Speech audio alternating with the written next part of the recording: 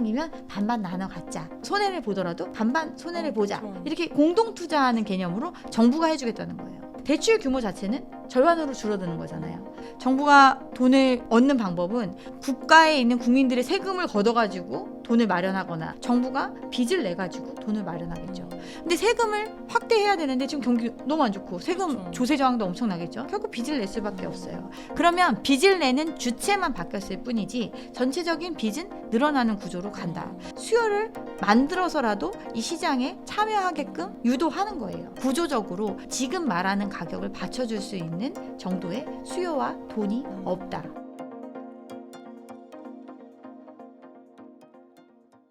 (2025년) 들어서 강남 상구의 상승세가 무서울 정도로 오르고 있는데 현장에서 보시는 진짜 분위기는 어떤 정도인가요? 심리적으로 굉장히 자극된 상태라고 저는 생각을 합니다. 일단 상승세가 무섭다라는 거는 우리가 이제 직접 체감하는 게 아니라 네. 언론을 통해서 접하죠. 그렇죠. 뭐 강남의 아파트가 50억에 팔렸다, 70억에 팔렸다, 뭐 이런 얘기를 접하면서 정말 집값이 100억 가는 시대가 오는 거 아니야? 막 이렇게 생각을 하면서 불안에 휩싸인 상태. 그래서 빠진다고 하지만 경기가 침체돼도 아파트는 결코 빠지지 않는 뭐 금과 같은 안전자산이다. 이런 인식들이 좀 있는 것 같습니다. 그렇지만 이제 실제적인 거래에 있어서는 이제 서울 아파트 매매 평균 가격을 보면 이제 토어제 해제 해프닝이었죠. 거의 그쵸. 30일 정도, 네. 2월, 3월. 그때 이제 계약이 이루어지면서 고가의 아파트들이 팔리면서 네. 평균 가격이 14억 8천 뭐 이 정도 갔다가 2월에 네. 그러다가 이제 3월에는 조금 주춤하면서 14억 2천 이렇게 떨어졌다가 지금은 이제 그런 거래들이 사라지고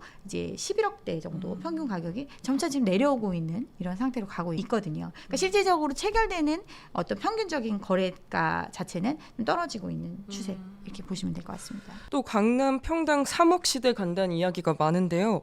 똘똘한 한 채 쏠림 현상이 심화되는 모습이에요. 지금 현상 일시적인 과열이라고 보는 게 맞을지 아니면 부동산 시장의 구조적인 변화라고 봐야 할까요? 평당 3억이면 네. 국민평형 기준에서 100억이잖아요. 네. 3억 곱하기 33 하면은 네. 99억이니까. 네. 그러니까 지금 아파트가 100억을 할 거다. 이런 생각을 가지고 있고 이유는 50억에 팔리는 아파트가 있기 때문에 그렇죠. 70억에 팔리는 네. 아파트가 있기 때문에 이런 생각들을 가지고 계세요. 근데 이제 50억이라는 게 어느 정도의 돈인지에 대해서 사람들이 인식이 없어요. 뭐냐면 50억이면 50억의 기회비용을 생각을 하면 4%면 2억이에요. 1년에. 네.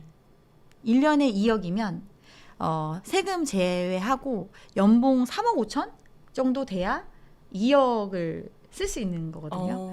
근데 연봉 3억 5천을 오롯이 주거 비용으로 지불할 수 있는 사람이 많다고 생각을 하는 거예요. 사람들이. 50억에 팔렸다? 사는 사람이 있을 수 있죠. 그렇죠. 연봉 뭐 모든 게 뭐 이제 근로소득만은 아니니까 뭐 내가 코인을 해서 뭐 얼마 벌었고 뭐 돈을 많이 벌었어. 그래서 나는 집값으로 연봉 3억 5천 정도는 난 쓸 수 있는 사람이야. 그런 사람은 50억에 사겠죠. 50억 이상 거래가 생길 수 있죠. 그렇지만 지금 사람들 생각은 이렇게 할 수 있는 사람이 강남에 소재하고 있는 아파트면 전부 다 그렇게 할 수 있다라고 생각하는 거예요. 이게 굉장히 큰 착각인 거죠. 그래서 일시적인 과열이라고 저는 생각을 합니다. 똘똘한 한 채에 대한 선호가 높아진 이유가 뭐냐. 결국에는 다른 시장들은 이미 현상적으로 나타나고 있어요. 안 팔리고 옛날보다 가격이 떨어져도 안 팔리고 네. 그걸 살 수 있는 사람이 없는 거예요. 그 지역을 수요하는 사람들. 50억 사는 사람, 강남 사는 사람이 네. 노원구 가서 사지 않잖아요. 그렇죠. 그럼 그것도 비싸게 사지 않잖아요. 가격이 내려온다고 사지 않잖아요. 근데 이제 사람들은 그러니까 다른 데는 이미 다 나타났는데 얘는 안 그래. 얘밖에 없어. 과열될 수밖에 없죠. 모든 국민이 강남 부동산밖에 없는 거예요. 과열이 된 거죠. 근데 그 기대감은 뭐냐면 내가 지금 뭐 30억 한다, 20억 한다 하잖아요. 30억이 샀어. 50억에 사줄 사람이 있다라는 확신이 있는 거예요. 근데 지금 말씀드린 것처럼 50억에 살 수 있는 사람은 연봉 3억 5천 정도를 연봉 3억 5천이면 상위 1%예요. 3억 3천이 1% 커트라인이거든요. 상위 1%의 사람들이 내 집을 다 50억에 사준다고 생각하는 거예요. 그런 확신이 있어서 사람들이 30억을 무리해서라도 들어가야 내가 이 생에서는 뭔가 점프할 수 있는 기회가 네. 될 거다. 이런 기대감으로 하고 있는데 이게 가능하겠냐 이거죠. 그리고 이게 지금 가능하려면 사람들이 집 살 때 돈 안 빌려서 사야죠. 그럼 가계부채가 이렇게 안 늘어났어야죠. 자기 돈 소득으로 쌓아놓고 자산으로 쌓아가지고 환가해가지고 돈 있으면 그 가격이 가능하겠죠. 근데 그게 아니잖아요. 집값이 2배 오른 만큼 가계부채가 2배 늘었어요. 그러니까 빚이 아니면 안 되는 상황이거든요. 근데 빚을 여력이 있는 정도까지 늘리는 건 오케이. 근데 이제 그게 안 된다고 지금 계속 시그널이 나오고 있고 더 늘려서는 나라 망한다는 얘기가 나오는 상황에서 계속 더 늘어날 거라고 생각을 하면서 기대하면서 왜 금리가 낮아지니까 그러면서 사람들이 내가 30억을 무리해서 사서 몇 년만 고생하면 50억에 팔 수 있을 거야 이렇게 생각을 하는 거죠. 그래서 현상적으로 지금 일부 팔리는 거 있을 수 있어요. 근데 그러면 이 집들은 심리적으로 50억에 팔렸어? 나 60억에 팔아야죠. 그죠? 근데 매물은 50억 언더로 나오잖아요. 구조적으로 이게 유지될 수 있는 시장이 아니다라는 걸 보여주는 거죠. 그래서 일시적이라고 저는 생각을 합니다. 그럼 지금 집을 매수하려고 하시는 분들 중에 많이 올랐더라도 최상급지로 연끌해서 가는 게 나을지 아니면은 아직 오르지 않은 외곽 지역을 매수하는 게 좋을까요? 일단 아직 오르지 않은 집이 없어요. 그렇죠. 네. 그러니까 이거 선택지가 아니죠. 그러면 많이 올랐다고 해서 최상급지를 사면 지금 설명드린 것과 똑같은 거예요. 그러면 확신이 있어야 되는 거예요. 근데 그 확신이 이 선택은 사실은 자신의 지금 많은 사람들이 착각하는 게 빚을 내면 내가 한 3, 4년만 운용하고 팔고 정리하고 이익만 가져갈 수 있을 거라고 생각을 하는 거예요. 빠져나올 수 있을 거라고 생각하는 거예요. 근데 기본적으로 못 빠져나오면 팔리지 않으면 30년 모기지잖아요. 30년, 40년. 내 인생, 미래를 저당 잡히면서 평생을 저당 잡히면서 하는 선택이에요. 그 선택을 그러면 지금 내가 생각했을 때 많이 오른 것 같은데 이게 안 될 것 같은데 그래도 나 무리해야 돼? 이런 선택을 굳이 할 필요가 있을까요? 근데 이제 이런 건 있죠. 근데 시세가 지금 뭐 4, 50억 한다. 근데 이제 분양은 30억에 한다고 하잖아요. 그럼 난 30억은 할 수 있어. 능력이 돼. 그리고 나는 10억 나중에 30년 동안 빌려서 갚아도 난 충분히 갚을 수 있는 사람이야. 그런 사람은 사도 되죠. 그런 분들은 그러면 기축을 40억 지금 뭐 이게 많이 나온 게 원베일리 뭐 이런 데 갖고 얘기를 하는데 맞아요. 이것도 되게 웃긴 게 원베일리가 이렇게 막 나오지 않았어요. 아리팍이었죠 원래 아리팍. 2018년도부터 평당 1억 거래가 나왔다. 이 기사가 나왔던 게 아크로 리버파크 이거였는데 거기 그 1억 거래가 사실은 실제로 존재하지 않는 거래였고 그렇지만 사람들의 심리에 불을 붙이면서 이게 이제 뭐 1억 2천이 됐다 1억 5천이 됐다 대표적인 아파트로 인구에 회자되던 게 아리팍이에요. 근데 이게 이제 거의 10년 돼가잖아요. 이제 새로운 게 필요한 거죠. 이제 원베일리가 나온 거예요. 이제 원베일리가 50억에 팔렸다? 그러면 다른 거 다 원베일리보다 여기가 훨씬 좋은데 여기 분양 30억에 하네? 그럼 이거 원베일리보다 더 떨어지지 않을 거다라고 생각하는 사람은 분양을 받아야지 원베일리를 사지 않겠죠. 능력이 되고 뭐 할 수 있는 사람들 또 지금보다 집값의 조정이 없을 거다라고 개인적으로 판단하시는 분들 많잖아요. 그런 분들은 오히려 적극적으로 청약을 받으시겠죠. 그런 선택을 개인적으로 하실 수는 있겠죠. 근데 이제 뭐 저라면 안 할 것 같습니다.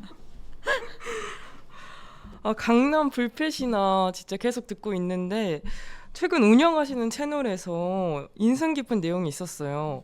강남 불패시나 붕괴 3가지 시그널인데요. 이게 구체적으로 어떤 내용인지 말씀 좀 해주세요. 제가 이거는 약간 어그로 끌려고 제목을 이렇게 했던 건데 이게 이제 지분형 모기지 제도가 도입이 될 것이다라는 얘기가 나오면서 사실은 이 부분에 대한 내용을 다루면서 얘기를 했던 거거든요. 얘기하고 싶은 건 핵심은 첫 번째는 수요를 지금 추가적으로 창출해내는 과정을 이제 정책적으로 선택한다라는 게 굉장한 시그널이라고 저는 생각을 합니다.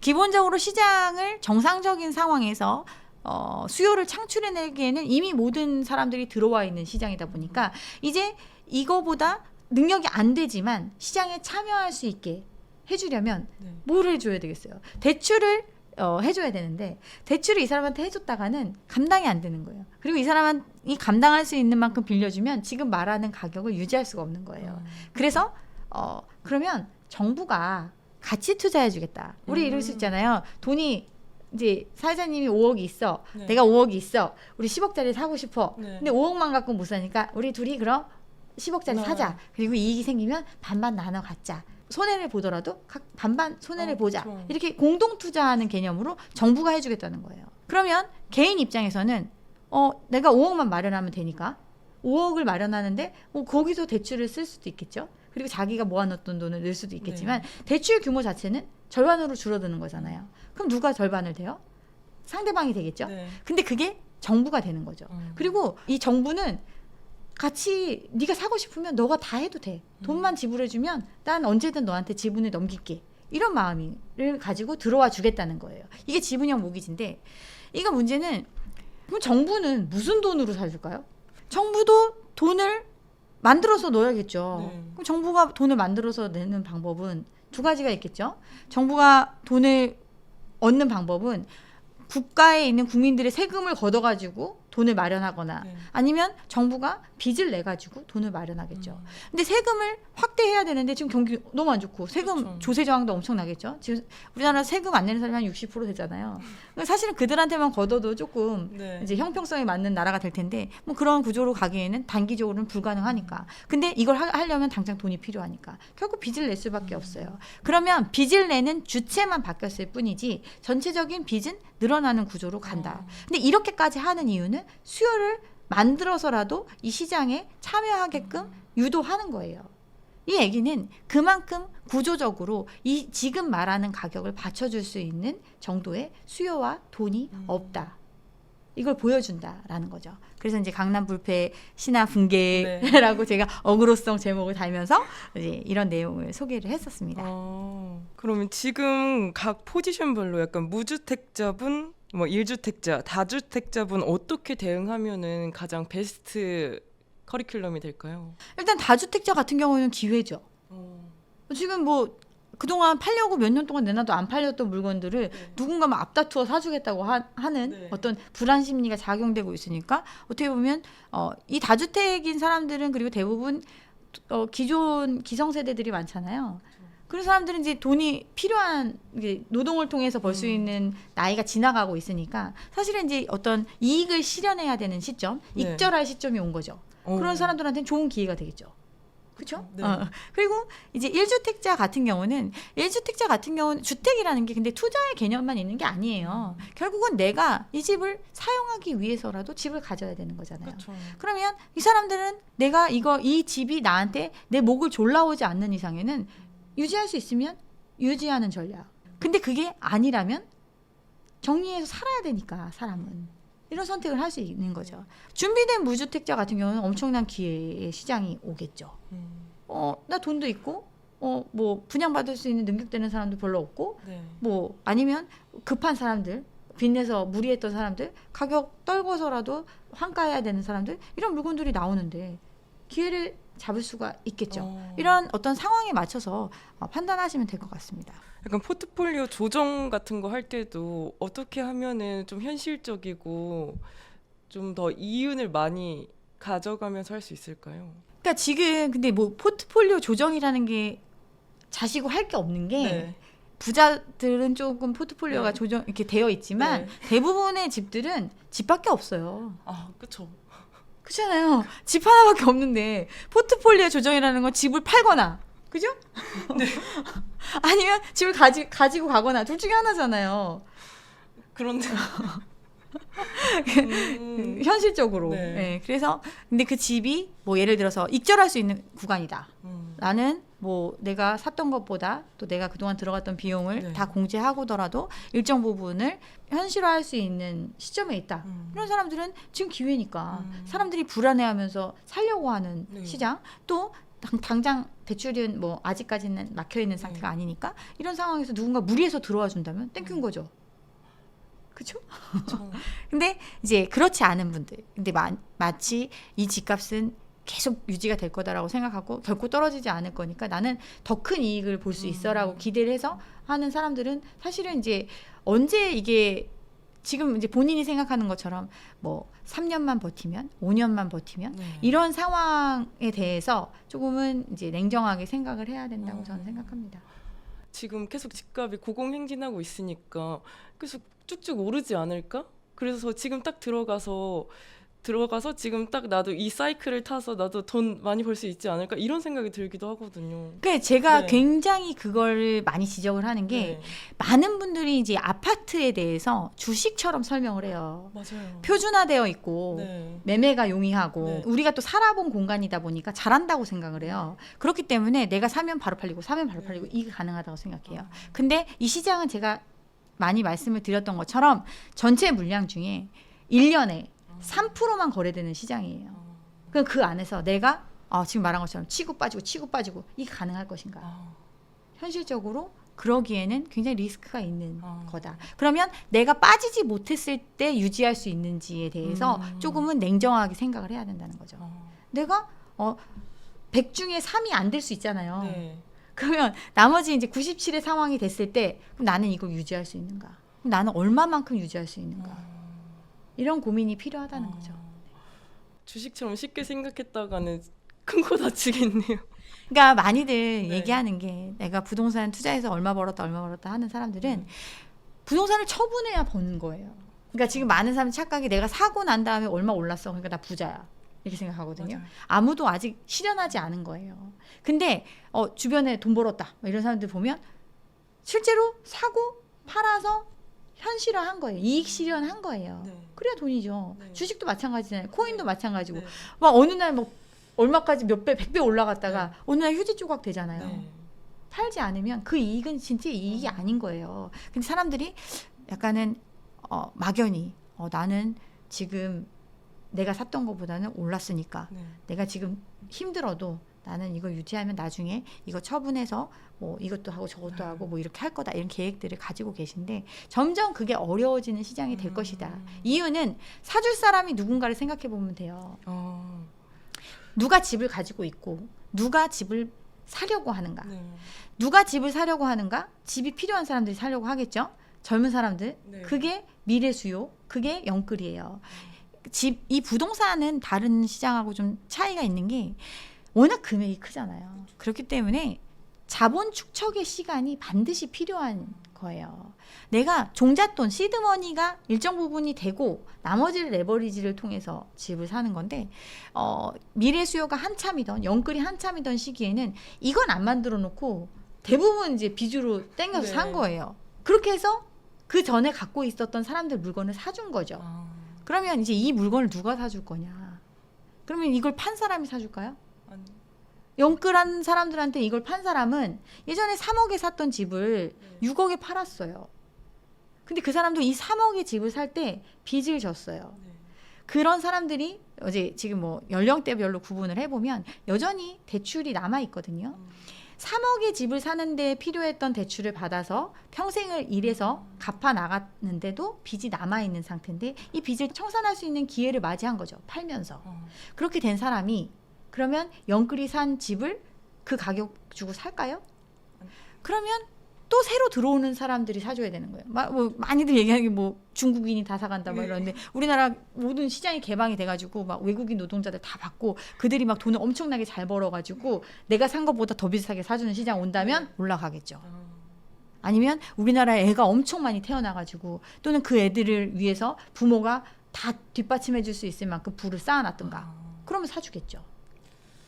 근데 그게 굉장히 어려워지는 시장이 네. 오고 있고 그런 걸 명확하게 보여주는 현상이 제2 베이비 부머 세대들의 은퇴가 작년부터 시작이 됐단 말이에요. 출산율은 떨어지고 돈이 있는 가장 기득권 세대들이 은퇴를 시작했어요. 그 은퇴를 시작한다는 거는 소득 활동으로 돈을 못 벌고 갖고 있는 자산을 처분해서 생활해야 되는 거예요. 또 생활할 수 있는 기간은 길어졌잖아요. 수명은 길어졌으니까. 그럼 그런 사람들이 사주냐 이거예요. 그러니까 이런 것들을 좀 생각을 하고 판단을 하셨으면 좋겠습니다. 오늘 정말 저도 뼈가 되고 살이 되는 조언들 정말 많이 들었는데 오늘 박은정 감정평가사님과 함께 복잡했던 부동산 시장을 되게 현명하게 읽는 방법에 대해서 되게 잘 배운 것 같아요. 구독자분들도 약간 부동산 투자에 있어서 현명한 나침판을 한번 보신 것 같은데 저희 성공의 진심인 구독자분들께 한 말씀만 해주세요. 누구나 성공의 진심입니다. 그죠? 그렇죠. 누구나 자기가 어떤 처해 있던 상황보다 훨씬 더 좋아지길 기대하고 노력하려고 하는 거 네. 굉장히 좋은 거죠. 네. 그렇지만 그게 마치 우리가 이제 도박을 하지 말라고 하는 이유와 같은 거죠. 내가 생각했을 때 말이 안 되는 상황이지만 이렇게 되고 있어. 그 소수가 내가 될 수 있을 거다라는 착각에 빠져서 어떤 미래를 저당 잡히는 선택 이런 것들은 안 하셨으면 좋겠습니다. 네, 정말 귀한 시간 내주셔서 감사합니다. 네, 그럼 시청자 여러분도 지금까지 함께 해주셔서 감사하고요. 오늘 내용이 도움이 되셨다면 구독과 좋아요 부탁드리고 다음에 저희는 더 재미있는 콘텐츠로 찾아뵙겠습니다. 감사합니다.